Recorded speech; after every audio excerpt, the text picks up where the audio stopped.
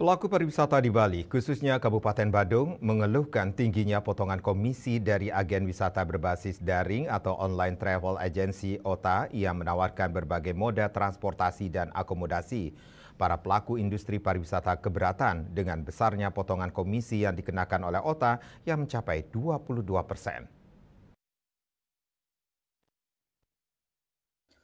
Di tengah situasi tersebut, Perhimpunan Hotel dan Restoran Indonesia (PHRI) berharap pemerintah pusat dapat memberikan dukungan berupa regulasi atau kebijakan yang lebih berpihak pada pelaku usaha lokal.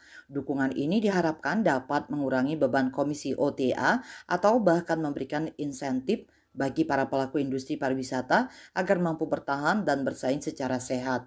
Sekretaris Badan Pengurus Cabang BPC Perhimpunan Hotel dan Restoran Indonesia PHRI Badung IGD Riki Sukarta saat pertemuan pelaku pariwisata di Kuta mengatakan, selain komisi agen, pelaku pariwisata juga harus membayar pajak pertambahan nilai PPN sebesar 12%. Kondisi ini dianggap menjadi beban berat yang menekan para pelaku usaha pariwisata, terutama di tengah upaya mereka untuk pulih dari dampak pandemi COVID-19 dan bersaing dengan pasar internasional.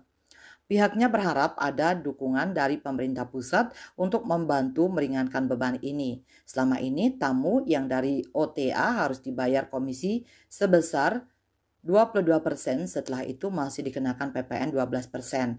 Kondisi ini lanjutnya semakin membebani para pengusaha pariwisata lokal yang selama ini sangat bergantung pada OTA untuk mendapatkan tamu. Sebagai destinasi wisata utama di Indonesia, Bali menarik minat wisatawan lokal dan mancanegara. Namun ketergantungan pada platform daring sebagai sarana pemasaran ini seolah menjadi pisau bermata dua. Di satu sisi, OTA memberikan akses pasar yang luas sehingga memperbesar peluang para pengusaha untuk menarik wisatawan. Di sisi lain, komisi yang cukup tinggi menjadi tantangan tersendiri. Pelaku usaha akomodasi kecil dan menengah khususnya merasa kesulitan mengatasi beban tersebut sehingga margin keuntungan yang mereka peroleh semakin berkurang. Parwata Bali Pos melaporkan.